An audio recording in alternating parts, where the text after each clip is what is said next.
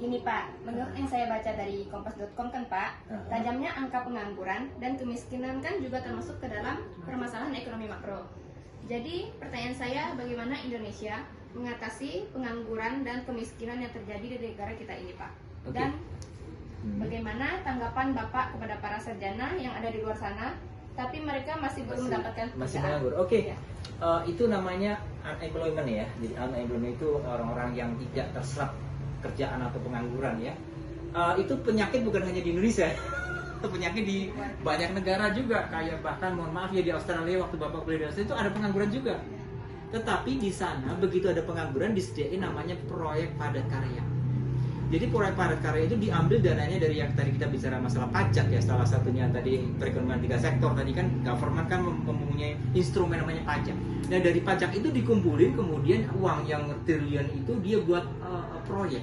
Proyeknya misalnya apa, membangun infrastruktur atau membangun pabrik atau apa. Nah yang nganggur-nganggur itu dipanggil suruh kerja di situ.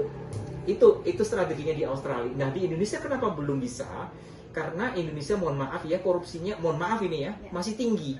Nah termasuk Prof. Mahfud MD kan lagi berupaya mencari solusi bagaimana apa yang dari unsur pajak itu 300 berapa triliun itu 360 triliun ya, itu menguap. Nah itu salah, kalau seandainya itu ada uang itu bisa dikembalikan ke negara, maka bisa mengatasi pengangguran dan kemiskinan.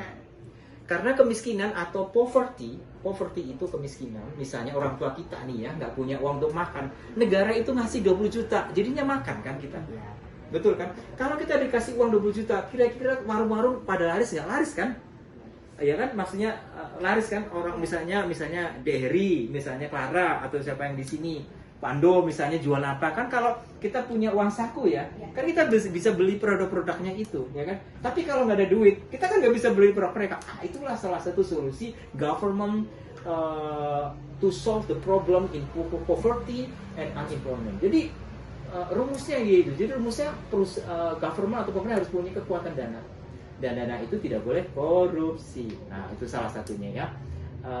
Negara-negara lain gimana? Negara lain itu kekuatannya dari pajak salah satunya, walaupun apalagi Indonesia sebenarnya kaya raya, ada sawit, ada apalagi di tempat kamu Kalimantan kan banyak sawit, kemudian karet, kemudian ada emas di Papua dan sebagainya. Kekayaan itu luar biasa, cuman jangan sampai uangnya menguap. Makanya dalam teori ekonomi makro harus ada keseimbangan, betul kan? Nah, oke, jadi sementara itu dulu untuk membahas ya gimana caranya mengatasi tadi pengangguran, kemiskinan dan pengangguran. Oke, dua-duanya itu penyakit yang berbahaya. Kalau nganggur semuanya berbahaya nanti.